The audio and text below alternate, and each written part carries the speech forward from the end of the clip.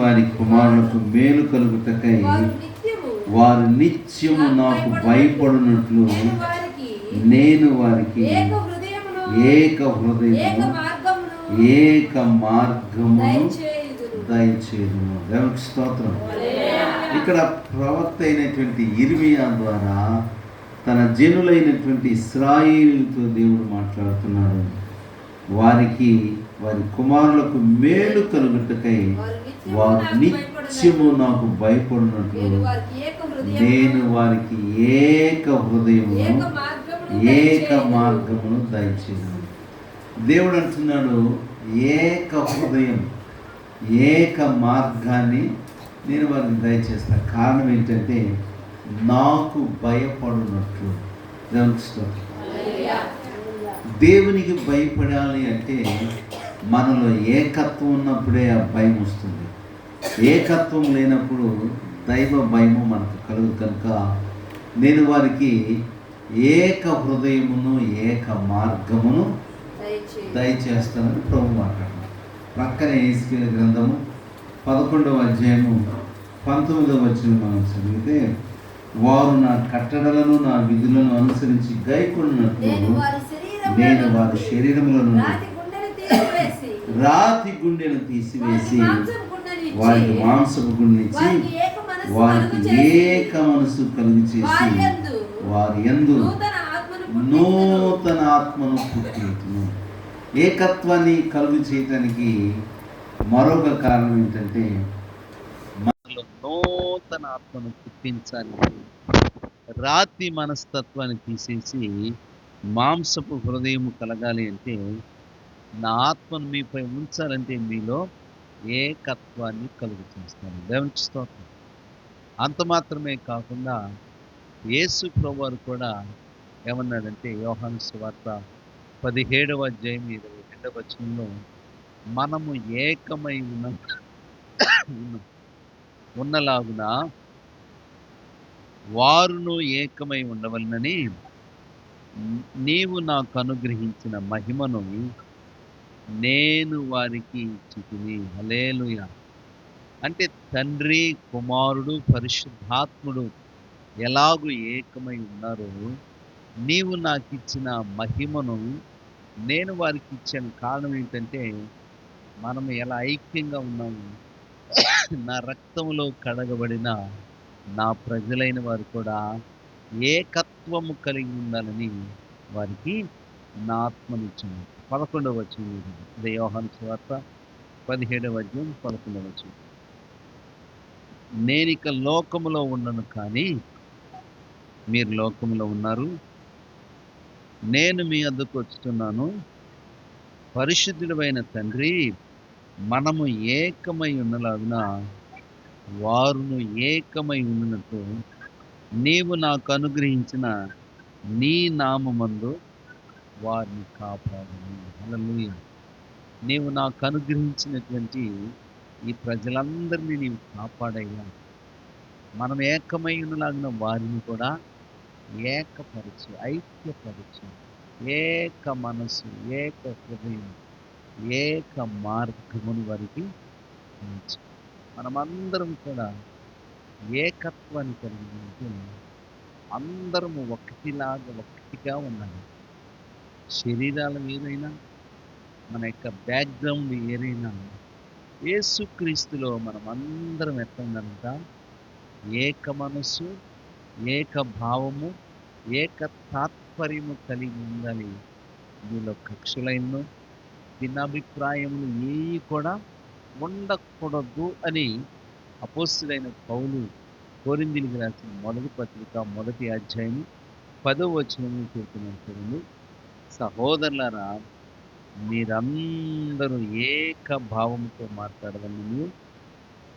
మీలో కక్షలు లేక ఏక మనసుతోనూ ఏక తాత్పర్యముతోనూ మీరు సన్నద్ధులై ఉండవలెనని మన ప్రభు అయిన యేసుక్రీస్తు పేరట మిమ్మల్ని అందరినీ బ్రతిమలాడుకుంటున్నాను.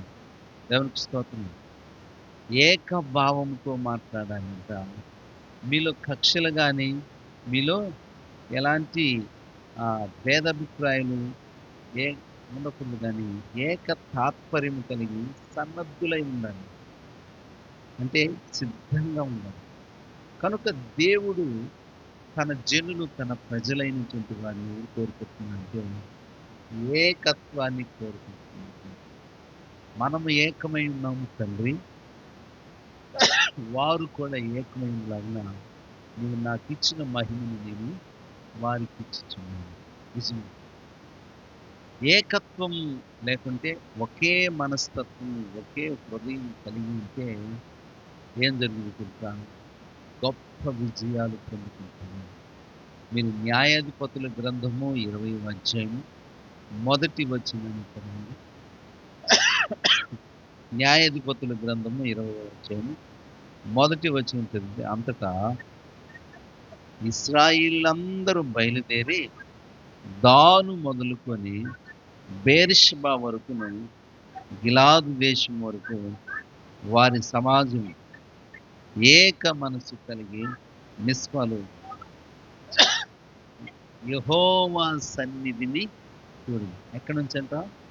దాను మొదలుకొని బేర్షెబా వరకు అంట, గిలాదు దేశం వరకు ఇశ్రాయేల్ అందరూ ఎక్కడెక్కడ ఉన్నారో వారందరూ కూడా ఎట్లా ఉన్నారంట?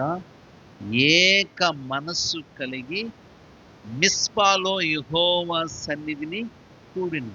అంటే కాశ్మీర్ మొదలుకొని కన్యాకుమారి వరకు అన్నమాట. అలాగని ఇశ్రాయిల్ అంతా ఎక్కడి నుండి ఎక్కడికి వచ్చారంట? దాను మొదలుకొని బేర్షెబా వరకు ఉన్న ఇశ్రాయిల్ అందరంతా యెహోవా సన్నిధిని కూడున్నారు. వీళ్ళు కూడి ఎట్లా కూడుకున్నారంటే అక్కడే అదే అధ్యాయం 11వ వచనం అంటారు, ఒక్క మనుషుడైనట్టుగా వారందరూ కలిసి అంతా ఏకీభవించారు. కాబట్టి ఇశ్రాయిల్ అందరూ ఒక్క మనుషుడైనట్టుగా ఏకీభవించి ఆ ఊరి వారితో యుద్ధము చేయుటకు కూడి. చూసారా? ఇంక ఏమి భిన్నాభిప్రాయాలు, భేదాభిప్రాయాలు వంకలు పెడతాం కానీ ఆయన నా నాయకుడు, ఈయన నాయకుడు, మేము ఇంట్లో మీ నాయకులు కాదు, మాకు అనుభవం కాదు, మాకు సీనియర్స్ లేదు, ఇలాంటివి ఏం లేవు.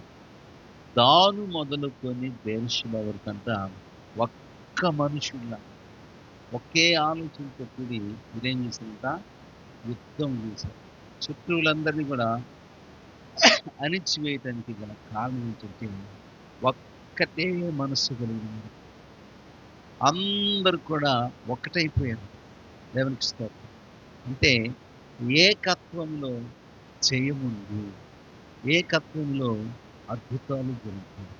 కనుక వాక్యం ఏం చెప్తుందంటే మనకందరికి దేవుడు ఏక మనసును కలుగు చేశాడు. దానిని మనం గ్రహించటం, దానిని మనం అవలంబించాలి. చూడండి, 86వ కీర్తన 11వ వచనం చదువు. 86వ కీర్తన 11. యెహోవా, నేను నీ సత్యమును అనుసరించి నడుచుకున్నట్లు నీ మార్గమును నాకు బోధింపుము. నీ నామమునకు భయపడినట్లు నా హృదయమునకు ఏక దృష్టి కలుగుచు. 33:15 కూడా చదవండి. 33వ కీర్తన 15. ఆయన వారందరి హృదయములను ఏకరీతిగా నిర్మించింది. అంటే ఈ వాక్యాలన్నీ మనకేం చెబుతుందంటే మనమందరము ఒకటే ఆలోచన, ఒకటే మనస్సు, ఒకే మనిషిగా మనం ముందుకు దేవునికి శరీరంలో చాలా అవయవాలు ఉన్నాయి. కానీ ఇవన్నీ ఎట్లుంటాయి? ఒకదానికొకటి అతుక్కుబడి ఉంటుంది, ఒకదానికొకటి లింక్ ఉంటుంది. అప్పుడు ఏమైందంటే ఏ పనైనా చేయగలుగుతాము, ఎలాంటి కార్యానికైనా తలపడగలుగుతాం. శరీరంలో అవయవానికి ఒకదానికొకటి పొంతన లేకపోతే ఏ పని కాదు. చూడండి, వాస్తవంగా మనం నడిచి వెళ్తా ఉంటే కాలుకి బోటు రాయి తగిలింది, ఎదురు రాయి తగిలింది. కాలుకి నోరు లేదు కాబట్టి నోరు స్పందిస్తుంది. ఒక అవయవానికి నొప్పి కలిగితే మిగిలిన అవయవానికి స్పందిస్తాం. దేవునికి స్తోత్రం. ఎందుకు ఇయన్నీ ఏక శరీరమై ఉన్నాయి. అవయవాలు వేరు, చేతుల పనులు వేరు, కాళ్ళు పనులు వేరు, ముక్కు పని వేరు, కన్ను పని వేరు, గుండె పని తీరు వేరు, ఊపిరితిత్తుల పని వేరు. అవయవాలు వేరే కానీ ఇవన్నీ ఒక్క శరీరంలో అతుకుబడి ఏకంగా ఉన్నప్పుడే మనిషి ఏదైనా చేయగలడు. అలాగనే సంఘములో మనము ఎవరమైనా సరే ఏకత్వం అని ఉంటే దేవుడు మన ద్వారా గొప్ప కార్యం చేస్తాడు. ఆనాడు ఇశ్రాయేలు దాను మొదలుకొని బేర్షెబా వరకంతా ఏక మనసు కలిగి ఒక్క మనుషుడైనట్టుగా ఉండి యుద్ధం చేశారు కనుక శత్రువులు ఇశ్రాయేలు ఎదుట నిలువలేకపోయారు. కనుక దేవుడు మనకేం కలుగు చేస్తానంటే ఏక హృదయం, ఏక మనసు, ఏక మార్గాన్ని నిర్ణయిస్తాడు. ఏకత్వం వలన కలిగే ఆశీర్వాదం 4 మాట త్వరపరమైన. మొదటిది, ఏకత్వం ఉన్న దగ్గర ఒకరి సుఖ దుఃఖములందు ఒకరు పాలు పంచుకుంటారు. ఎక్కడ?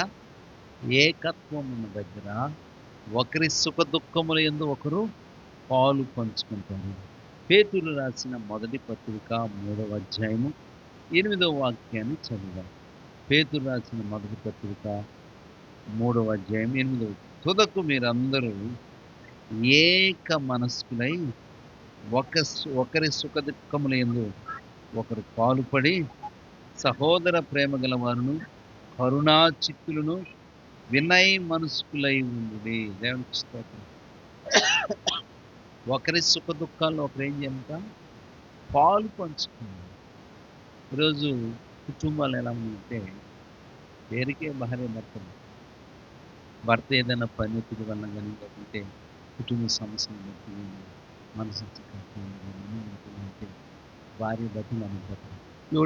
ఎవడు తినకపోతే వాడికి ఎందుకు అనుకుంటే భార్య భర్తల మధ్య ఐక్యత ఉన్నత సమస్యలు ఉంటాయి లేదని భార్య ఏం చేయాలా బతులు లేకుంటే అది ఇది చెప్పేసి అన్నం పెడితే వాళ్ళిద్దరి మధ్య తగ్గుతాను. తింటే ఈ కడుపు నిండి తినకపోతే ఈ కడుపు ఎండుద్దంటే వాళ్ళిద్దరి మధ్య ఏం లేదు, ఏకత్వం లేదు.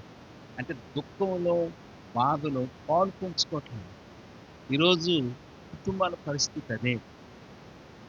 ఒకరి సుఖ దుఃఖముల యందు ఒకరు పాలు పంచుకోవాలి. ఎప్పుడు అలా పాలు పంచుకుంటారంటే ఏకత్వం ఉన్న దగ్గర నువ్వు వేరు నేను వేరు అనేటువంటి భిన్నాభిప్రాయాలు ఉంటే ఏకత్వం అనేది రాదు. కానీ భిన్నత్వములో ఏకత్వాన్ని కలిగి ఉంది. ఇప్పటి వరకు మన భారతదేశం ప్రతిష్టంగా ఉందంటే భిన్నత్వంలో ఏకత్వాన్ని కలిగింది. కానీ ఇప్పుడు దాన్ని ఏం చేసిందంటే విభజించడానికి రకరకాలైనటువంటి పద్ధతులను తీసుకొని వస్తున్నారు. కనుక దేశంలో అలజడులు, ఆందోళనలు ప్రారంభమవుతుంది. కనుక ఏకత్వము ఎక్కడ ఉంటుందో అక్కడ ఒకరి సుఖ దుఃఖముల యందు ఒకరంతా పాలు పంచుకుంటారు. దేవునికి స్తోత్రం. హల్లెలూయా. కష్టం వచ్చినప్పుడు పాలు పంచుకుంటేనే అది నిజమైనటువంటి బంధము, బాంధవ్యం. యోబు గ్రంథంలో మనం చదివితే యోబుకి 3 స్నేహితులు ఉన్నారు. ఈ 3 స్నేహితులు కూడా ఏం చేశారంటే భార్య అయితే కష్టంలో ఏం దేవుడు ఏం ప్రార్థన అని భర్తకి కనీసం మంచినీళ్ళు ఇవ్వటానికి పరిచయం చేయడానికి ఇష్టపడలేదు. ఎందుకు? కష్టం వచ్చింది కదా. అన్ని సమృద్ధిగా ఉన్నప్పుడు భర్తను బట్టి దేవుని మహిమపడుతుంది. భార్య దూరమైంది కానీ యోబుకున్నటువంటి స్నేహితులు ఎలాంటి వారంటే కొంచెం వెటకారంగా మాట్లాడినా అరే నీవు నిజంగా భక్తిపరుడు అయితే నీకు ఇన్ని ఆపదలు ఎన్ని కలుగుతాయని వెటకరించి మాట్లాడినా వారు ఏం చేసిందంటే యోబు దుఃఖ సమయం అంతా యోబుతో కలిసి 7 దినాలు అన్నపానాన్ని మాని యోబు యొక్క దుఃఖములో పాలిభాగస్తులయ్యారు. 2వ అధ్యాయం యోబు గ్రంథము 2వ అధ్యాయం 11వ వచనం చదువు. యోబు గ్రంథము తేమానీయుడైన ఎలీఫజు, బిల్దదు, జోఫర్ అను యోబు ముగ్గురు స్నేహితులు అతనికి సంభవించిన ఆపదలన్నిటిని గురించి వినిన వారై అతనితో కలిసి దుఃఖించుటకు, అతనిని ఓదార్చుటకు పోవాలని ఆలోచించుకొని తమ తమ స్థలములను విడిచి వచ్చింది. వీళ్ళెవరు? స్నేహితులు. స్నేహితులకు కొన్ని లిమిట్లు ఉంటాయి కదా! అయినా వారి బంధాలు వారి యొక్క లిమిట్స్ దాటి, అయ్యో! మన స్నేహితుడు ఇబ్బందులో ఉన్నాడు, దుఃఖంలో ఉన్నాడు, బాధలో ఉన్నాడు, కృంగిపోయి ఉన్నాడు, కొడుకులు పోగొట్టుకున్నారు, కుమార్తెలను పోగొట్టుకున్నారు, ఆస్తిపాస్తులు అన్నీ పోయాయి. ఇప్పుడు దగ్గరికి రావటానికి భార్య కూడా, కట్టుకున్న భార్య కూడా దుఃఖములో భర్తకి ఆదరణ కలుగు చేయట్ల, ఓదార్పు కలుగు చేయట్ల.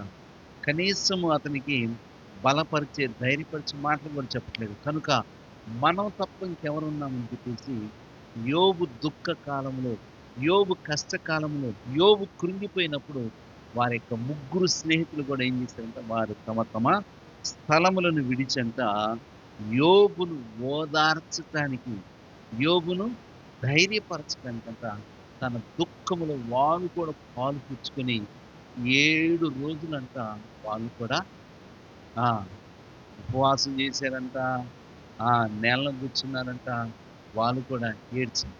మన బంధువులే ఉన్నారనుకోండి, చచ్చిపోతే చచ్చిందా ఎప్పుడు పడుతుంది, ఎప్పుడు పడుతుంది అని ఇక్కడ ఉండవు మనం. అలాంటి సమయంలో వాళ్ళకేం కావాలా? ఆదరణ కావాలి. కానీ యోబుకైతే తన ముగ్గురు స్నేహితుల కష్టకాలంలో, దుఃఖ సమయంలో అతని దగ్గరే ఉండి వారి ప్రాంతాలను, వారి గృహాలను, వారి భార్య బిడ్డలను విడిచిపెట్టేసంట దుఃఖపడుతున్నటువంటి అతనితో కూడా తన దుఃఖములో పాలు పంచుకున్నాడు. కారణం మనం నలుగురం కాదు, మనం ఒక్కరమే. యోబుకి ముగ్గురు స్నేహితులు, యోబు నలుగురు కలిసి మనం వేరు వేరు కాదు, మనం ఒక్కరమని అతని దుఃఖములో పాలు పొందాడు. కారణం ఏంటంటే వారిద్దరూ, వారి నలుగురు కూడా ఏకమై ఉన్నారు. దేవునికి స్తోత్రం.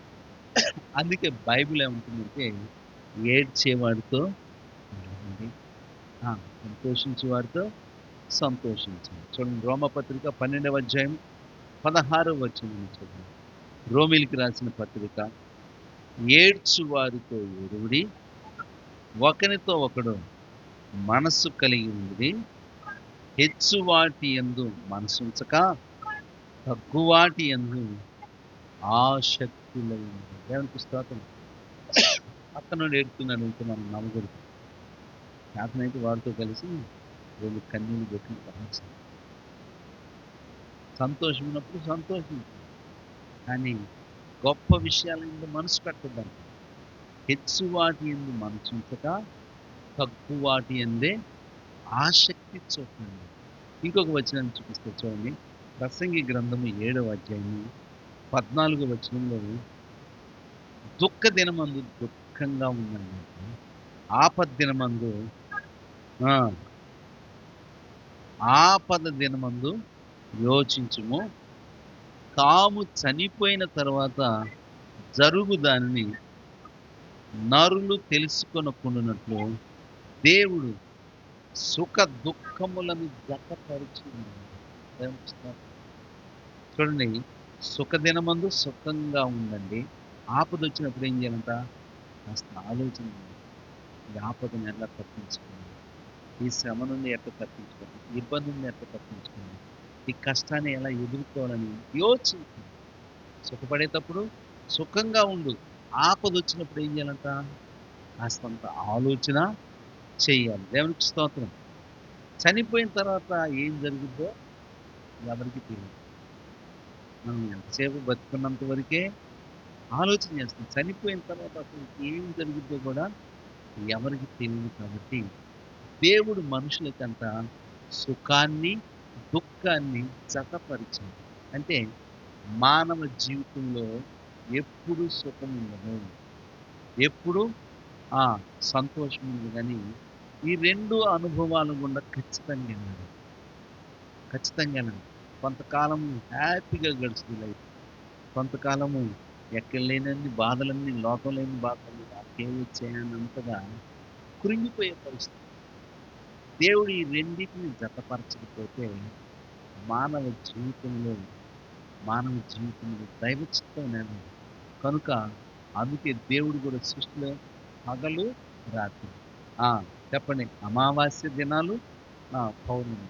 అంటే 15 రోజులు అమావాస్య, 15 రోజులు పౌర్ణమి. అంటే సుఖ దుఃఖాలు. ఎప్పుడు నేను సుఖంగా ఉండాలని అనుకోవటం మనిషి తప్పు. అందుకే దేవుడు చెప్పాడు. సుఖంగా ఉన్న రోజులు సుఖంగా, హాయిగా, ఆనందంగా ఉండు. ఆపదొచ్చే ఆలోచన లేదు. చచ్చిపోయిన తర్వాత ఏం జరిగిందో తెలియదు కాబట్టి దేవుడు భూమి మీద ఉండగానే మనిషికి సుఖాన్ని, దుఃఖాన్ని కొని సుఖ దుఃఖాలను దేవుడు జతపరిచాడు. దేవునికి స్తోత్రం. హల్లెలూయా. కనుక ఏకత్వములో ఒకరి సుఖ దుఃఖములందు ఒకరు పాలు పొందుతారు. ఏకత్వమున్న దగ్గరే కష్టాల్లో, కన్నీల్లో ఒకరికొకరు సహకరించుకుంటారు. పెళ్లినాడు ప్రమాణం చేస్తారు కదా! పాస్టర్ గారు వధూవరులకు ఏం చేస్తారు? ప్రమాణాలు చూపిస్తారు. కవి ఎందును, లేమి ఎందును, ఆరోగ్యమందును, అనారోగ్యమందును నిన్ను సంరక్షించి, పోషించి భార్యగా చూసుకుంటానని ప్రమాణం. ఇద్దరు చేస్తారు. కానీ అయ్యగారికి రాహు వస్తే అమ్మగారని మనసు అనిపిస్తుంది. ఆమెకు జ్వరం వచ్చేదాన్ని ఎప్పుడు రాలేదు. టాబ్లెట్ తెచ్చి ఆడేసి తీసుకుంటాం. అంతేనా? కరెక్టేనా? ఈయనకైతే అన్ని సేవలు మంచం మీదకి రావాలి. ఆమెకు కాస్త జ్వరం వచ్చి తలకాయ నొప్పి బాగా ఉంటుంది. ఎప్పుడు ఏదో ఒకటి అంటారు. ఇదిగో టాబ్లెట్ అనేసి వేసుకో బాగు. ఈయనకి కష్టం వస్తే మాత్రం ఆమెకి సహకరించడు. బాధ కలిగితే స్వార్థం. ఏకత్వం ఉంటే నాకెంత పరిచయం చేస్తున్నది అని బాగలేదు కాబట్టి ఇది కూడా నేను చెయ్యాలి అనుకోవాలి మనస్తత్వం ఎక్కువ వస్తుందంటే ఆమె వేరు, నేను వేరు అన్న స్వభావం ఉన్నప్పుడు అలాగే ఇసిరేస్తాను. కాదు ఆమె వేరు కాదు, నేను వేరు కాదు, మేము ఇద్దరం ఒకటి అని ఆ ఏకత్వం ఉన్నప్పుడు ఏం చేస్తారంటే ఇద్దరు సుఖ దుఃఖాల్లో పాలు పంచుకుంటారు. గమనిస్తారు. రెండవది ఏకత్వం ఉన్న దగ్గరంతా సమా సమాధానకర్తయగు దేవుడు తోడుగా ఉంటాడు. కొరింథీయులకు రాసిన 2వ పత్రిక 13వ అధ్యాయము 11వ వచనాన్ని చదువు. తుదకు సహోదరులారా సంతోషించుడి, సంపూర్ణులై ఉండి, ఆదరణ కలిగి ఉండి, ఏక మనసు కలవారై ఉండి, సమాధానముగా ఉండి, ప్రేమ సమాధానములకు కర్తయగు దేవుడు మీకు తోడై ఉండును. హల్లెలూయా. ఏకత్వం ఉన్న దగ్గరంతా సమాధాన, ప్రేమ, సమాధానములకు కర్తయగు దేవుడు తోడై ఉంటుంది. కొంతమందికి అస్సలు ఏకత్వం అంటే అస్సలు నచ్చదు. ఒంటిగా ఉంటే ఇష్టం. కొంతమంది లోకంలో ఒంటిగా ఉందమ్మా వెంటి కాదు అంటే నలుగురుంటే ఆమెకు అసలు నచ్చదు. ఎందుకు? ఒకటిగా ఉండటానికి ఒంటిగా ఉండి అన్నిటికీ ఫ్రీడమ్‌కి అలవాటు పడింది కదా! వాళ్ళు చదివేసి, వచ్చి చేసి అసలు నచ్చదన్నమాట. కనుక ఏకత్వం ఉన్న దగ్గర సమాధానకర్తయగు దేవుడు తోడుగా ఉంటాడు. సౌలు రాజు ఎవరితో కూడా సమాధానంగా ఉండలా. అందరిని దూరం చేసుకున్నాడు. అందరిని దూరం చేసుకునేసరికి చివరికి దేవుడు కూడా దూరం. అందరితో సమాధానంగా, సఖ్యంగా ఉంటే దేవుడు మనకు తోడుగా ఉంటాడు. కానీ సౌలు అందరిని ఏం చేశాడంట? దూరం చేసుకున్నాడు. కనుక మనుషులతో సమాధానము, సఖ్యత లేనివాడు దేవునితో ఎలా సమాధానం ఉండగలడు? అందుకు దేవుడు కూడా దూరం అయిపోయేసరికి సౌలు పిచ్చెక్కిపోయి ఏ అన్య ప్రవక్తలైతే గారడీకి కానీ, శుక్రుడు కానీ దేశంలో నుండి ఎల్లగొట్టాడు. తిరిగి ముసుగేసుకుని పోయి తిరిగి నా గురించి దేవుడని జీవితాన్ని చెప్పేసి మన దగ్గర సోది చెప్పించుకుంటున్నాడు. ఎందుకంటే దేవుడు మాట్లాడతాడు. తుమ్మిము ద్వారా, ఊరిమి ద్వారా దేవుడు మాట్లాడుతున్నాడు. ఇలా మాట్లాడబోయేసరికి సమయం సమాధానం చేసి నాకు చెప్పు దేవుడు ఏం చెప్పారంటే ఆయన కూడా ఎక్కడికి వెళ్ళాడంట? సోదిగాండ్ల దగ్గరికి వెళ్ళి కారణం ఏంటంటే, ఏకత్వము ఉన్న దగ్గర సమాధానకర్తగా దేవుడు ఉంటాడు. కానీ ఏకత్వం లేకపోతే దేవుడు కూడా ఆ మనిషిని విడిచిపోతుంది. అందుకు నిదర్శనము సౌలు రాజు. అలాగనే వాక్యం ఏం చెప్తుందంటే, భూమి మీద ఇద్దరు ఏకీభవించి దేనినైతే దేవుణ్ణి అడుగుతారో దానిని దేవుడు అనుగ్రహిస్తాడని మత్తయి సువార్త 18వ అధ్యాయము 19వ వచనంలో దేవుని వాక్యం తెలియజేస్తుంది. మరియు మీలో ఇద్దరు తాము వేడుకున్న దానిని గురించి ఆయనను భూమి మీద ఏకీభవించిన ఎడల అది పరలోకమందున నా తండ్రి వలన వారికి దొరుకునని మీతో చెప్పుచున్నాను. అంటే ఇద్దరు ఏం చేయాలంట? ఏకీభవించాలి. దేవునికి స్తోత్రం. హల్లెలూయా. మనము ప్రార్థన చేసేటప్పుడు ఇద్దరుగా ఉంటే, ముగ్గురుగా ఉంటే ఇక్కడికి ప్రభు దిగి వస్తాడని వాక్యంలో. భూమి మీద ఇద్దరు దేనినైతే ఏకీభవించి దేవుణ్ణి అడుగుతాడో పరలోకమందున్న నా తండ్రి దానిని నీకు అనుగ్రహిస్తాడు.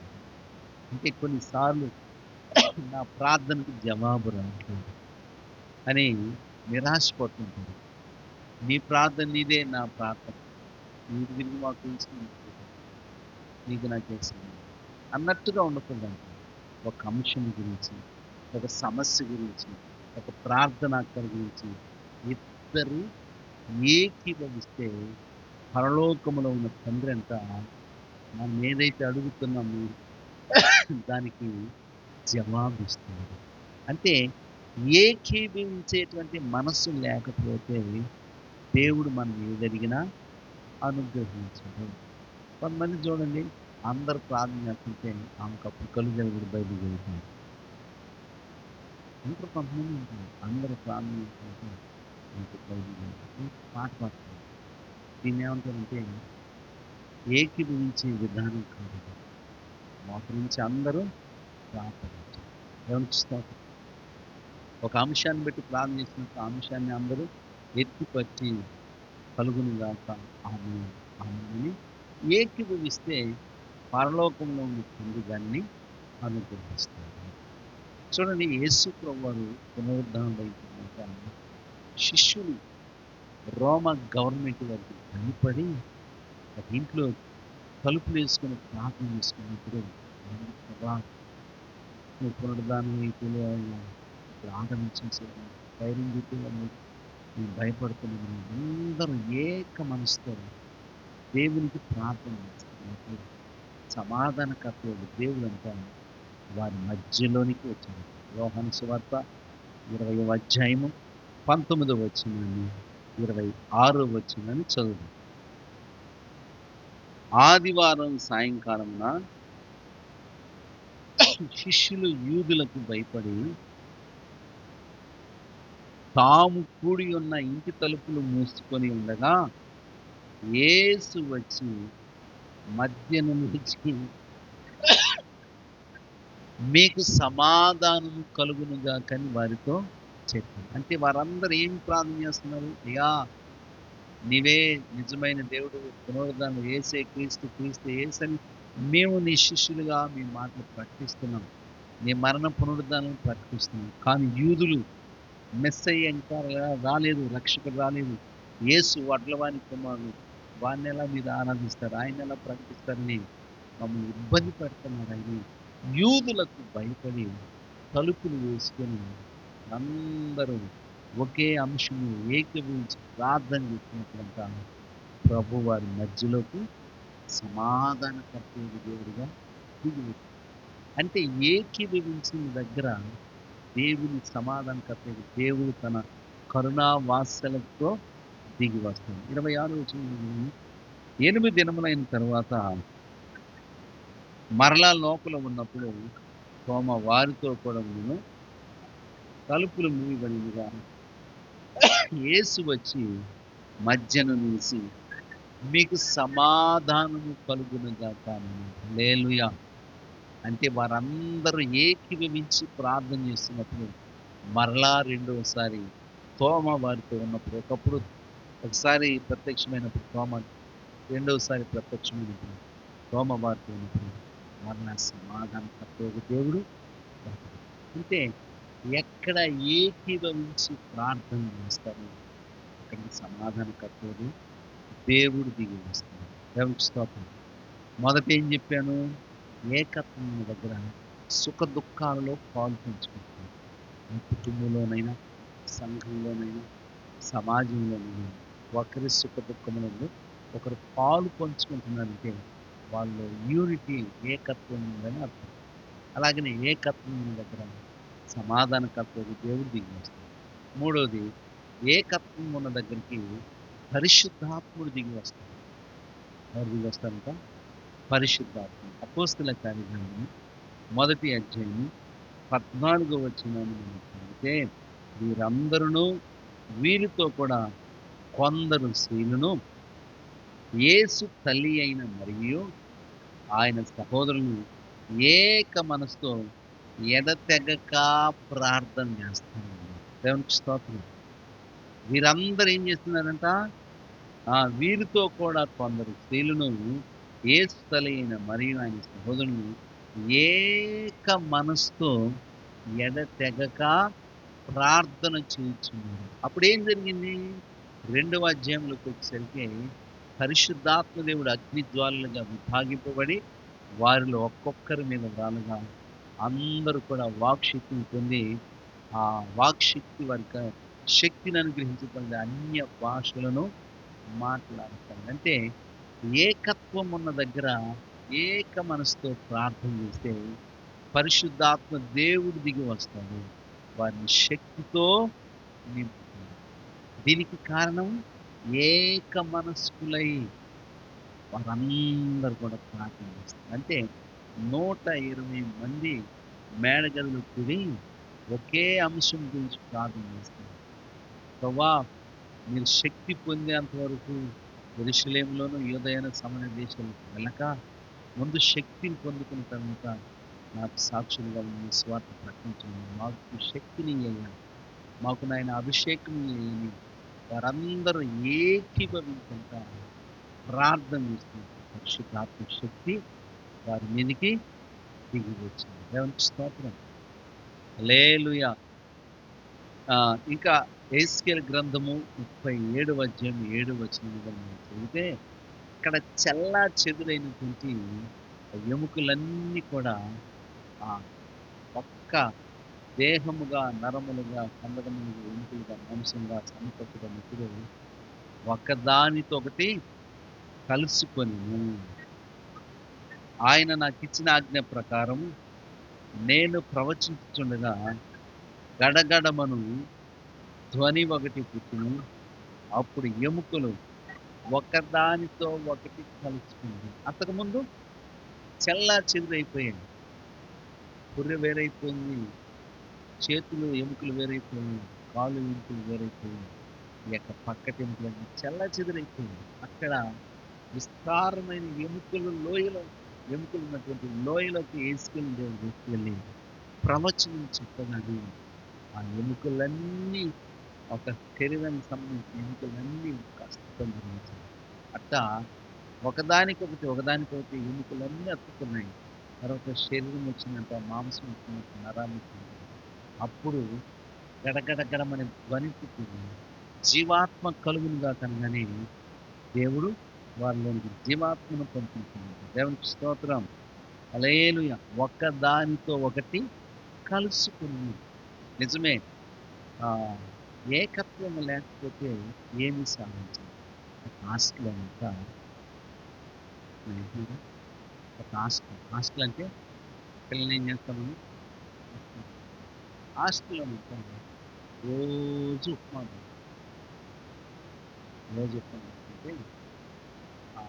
వాటి మీద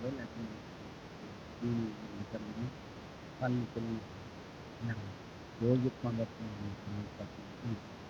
ఎవరెవరికి ఏమేమి కావాలో చెప్పండి. మెజారిటీ ఏది ఉంటే అదే టిఫిన్ చేస్తుంది. అదే టిఫిన్ 100 మందిలో 40 మంది మాకు ఒక 20 మంది ఏమో మాకు ఫ్రీగా, ఇంకొక ఆ! చెప్పండి. ఇంకొక 18 మందేమో ఇంకా దోసలు. ఇట్లా చూసుకుంటూ వెళ్ళేసరికి ఏ మెజారిటీ ఉంది? ఉప్మాకి. కాబట్టి మళ్ళీ ఉప్మానే పెడుతున్నారు. ఆయన తప్పేం లేదు. అంటే వీళ్ళలో ఏం లేదు? యూనిటీ లేదు. ఏకత్వం లేకపోవటం వలన వాళ్ళనుకున్నది సాధించలేకపోయారు. మన దేశంలో గూడా అంతే. అస్సలు యూనిటీ ఉండదుగా. ఎవరైనా ముందుకెళ్ళి దాన్ని సాధిద్దామంటే దాన్ని కిందకి లాగిపోయారు. వీళ్ళందరూ హక్కులు సాధించుకోవాలంటే ఏం చేయాలా? ఈ 100 మంది కూడా మాకు వేరే టిఫిన్ కావాలి కాబట్టి మాకు ఇది కావాలి. అందరూ మాట్లాడుకొని దీనికేం కావాలి, మీకేం కావాలి. ఈరోజు తినకపోతున్నాను. మెజారిటీ దోసకేస్తే, ఇడ్లీకేస్తే ఇడ్లీ పెట్టుకున్నారు. అట్లా ఒక వారం ఒకటి, ఒక వారం ఒకటి అట్లా చేంజ్ చేసేవారు. కానీ వీళ్ళేం చేశారు? ఉప్మాకే ఓటేసారు కాబట్టి మొదటికే ఓటు. అంటే వాళ్ళు ఆయన దగ్గరికి వెళ్ళి వాళ్ళు గోడు చెప్పుకున్న ప్రయోజనం ఏమి? అంటే ఒక పని జరగాలి అంటే ఐక్యత ఉంది. దేవునికి స్తోత్రం. అలాగనే దేవుని పరిశుద్ధాత్మ శక్తి మన మీదకి రావాలంటే కుటుంబముతో ఐక్యత ఉండాలి. భార్యతో ఐక్యత ఉండాలి. భర్తతో ఐక్యత ఉండాలి. పిల్లలతో ఐక్యత ఉండాలి. వాళ్ళతో గొడవలు పెట్టుకొని నింపయ్యా, నింపయ్యా రభషభ కలర హల్లెలూయా హన్స్తా అంటే రాదు. ఇదంతా మన ఉద్రేకం.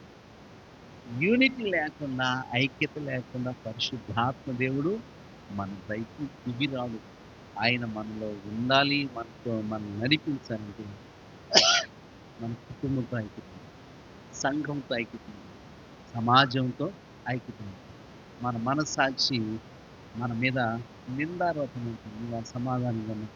నువ్వెవరితో ఏకీభవించి నీ నీ పైకి పరిశుద్ధాత్మ ఎలా దిగి వస్తాడని మన మనస్సాక్షి మన మీద నేరారోపణ మోపితే మన ప్రార్థన వ్యర్థం. కాబట్టి వాక్యం చెప్తుంది. ఐక్యత ఉన్న దగ్గరికి పరిశుద్ధాత్మ శక్తి దిగి వస్తుంది. దేవునికి స్తోత్రం. చివరి మాట ఏకత్వం ఉన్న దగ్గర నూతన స్వభావం ఉంటుంది. దేవునికి స్తోత్రం. ఇదే యేస్కేలు గ్రంథము 11వ అధ్యాయము 19వ వచనాన్ని చదివాం. యేస్కేలు గ్రంథము 11వ అధ్యాయము 19వ వచనం.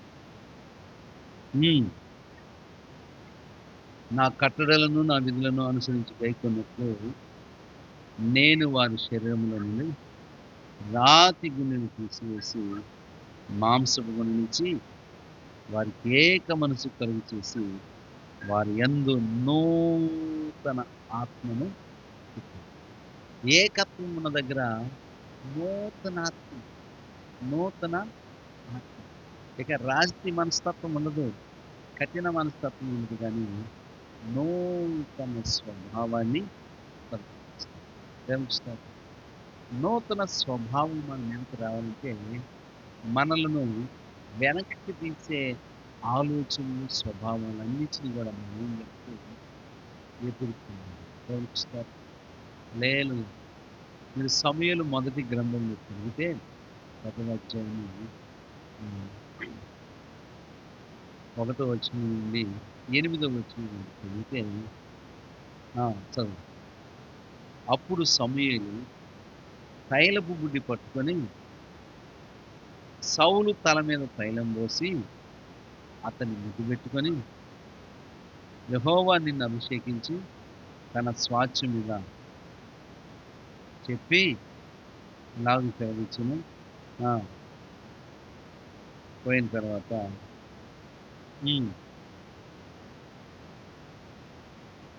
రాహేలు సమాధి దగ్గర ఇద్దరు మనుషులు కనపడతారు. వారు నువ్వు వెదకపోయిన గాడిదలు దొరికాయి, నీ తండ్రి తన గాడిదల గురించి తిప్పక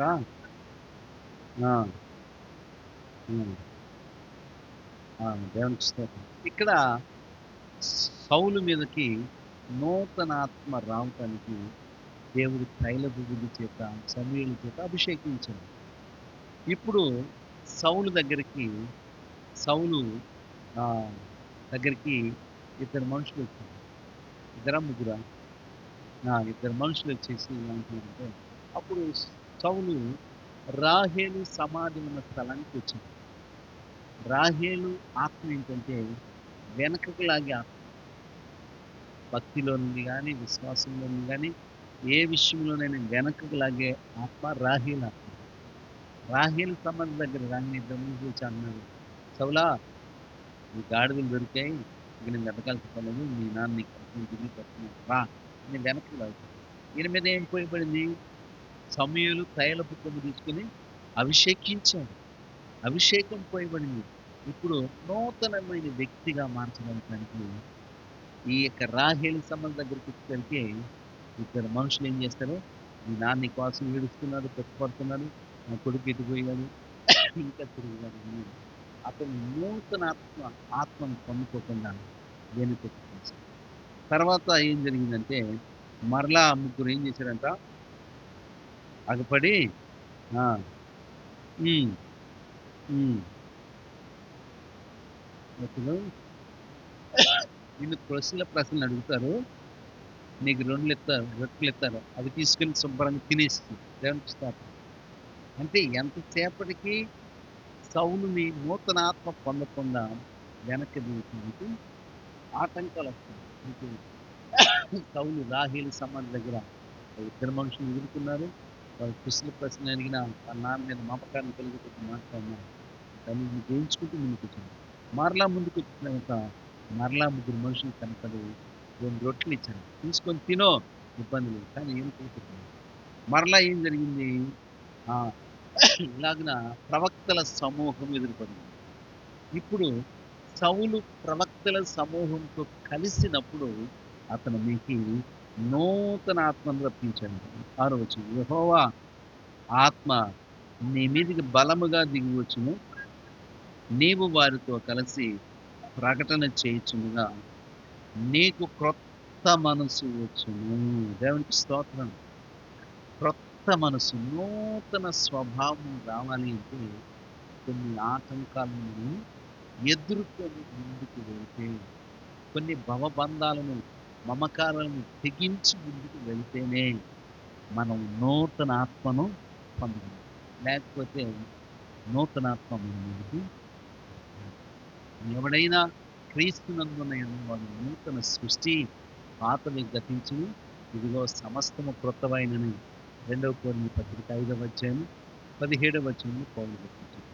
రోమపత్రిక 8వ అధ్యాయం 9వ వచనంలో పౌలు ఇంకొక మాట రోమపత్రిక 8వ అధ్యాయం 9వ దేవుని ఆత్మ మీలో నివసించిన యెడల మీరు ఆత్మ స్వభావము గలవారే గాని శరీర స్వభావం గలవారు కారు. ఎవడైనా క్రీస్తు ఆత్మ లేనివాడైతే వాడు ఆయన వాడు కాదు. దేవుని ఆత్మ మనలో ఉంటే మనలను జీవింపచేస్తుంది. నూతన వ్యక్తులుగా మనల్ని రూపాంతరపరుస్తుంది. కనుక ఏకత్వము ద్వారా నూతన స్వభావాన్ని పొందుతాం.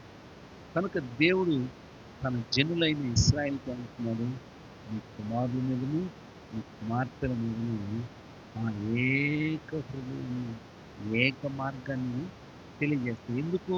నాకు భయపడు. నాకు భయపడితేనే నీ మీద ఏకాత్మ పొందాలి. దేవునికి భయపడకుండా, సంఘానికి భయపడకుండా, వాక్యానికి భయపడకుండా నేను ఎవరిని లెక్క చేయనన్నటువంటి విచ్చలవిడి ఆ హద్దు అదుపు లేకుండా మనం నడుచుకుంటే మనలో ఏకత్వం లేదు. మనలో ఏకత్వం రాకపోతే సుఖ దుఃఖాల్లో మనం ఆదరించేవాడిని ఉండదు. మనలో ఏకత్వం లేకపోతే సమాధానకర్త దేవుడు మన దగ్గర ఉన్నాడు. మనలో ఏకత్వం లేకపోతే పరిశుద్ధాత్ముడు మనల్ని అభిషేకిస్తాడు. మనలో ఏకత్వం లేకపోతే నూతన స్వభావం అనేది. కాబట్టి మీలో ఏకత్వాన్ని ఎందుకు కలుగు చేస్తున్నానంటే మీరు దుఃఖములో కష్టం ఉన్నప్పుడు మిమ్మల్ని మీ సుఖ దుఃఖాలు ఇంకొకరు పాలు పొందినప్పుడు ఏకీభవించినట్టుగా చేస్తారు. కనుక ఈ రాత్రి దేవుడు మనతో మాట్లాడుతున్నాడు. మనమందరం కూడా ఏక స్వభావం, ఏక తాత్పర్యం కలిగి మీలో కక్షలు లేకుండా ఒకరిని ఇక్కడ కరుణా చిత్తులై ఉండాలి అని ఈ రాత్రి మాట్లాడుతున్నాడు. అలాంటి ఏక మనసు, ఏకాత్మ హృదయాన్ని ప్రభు మనకు అనుగ్రహించినట్టుగా ప్రార్థన చేద్దాం. స్తోత్రం, స్తోత్రం, స్తోత్రం. హల్లెలూయా, హల్లెలూయా.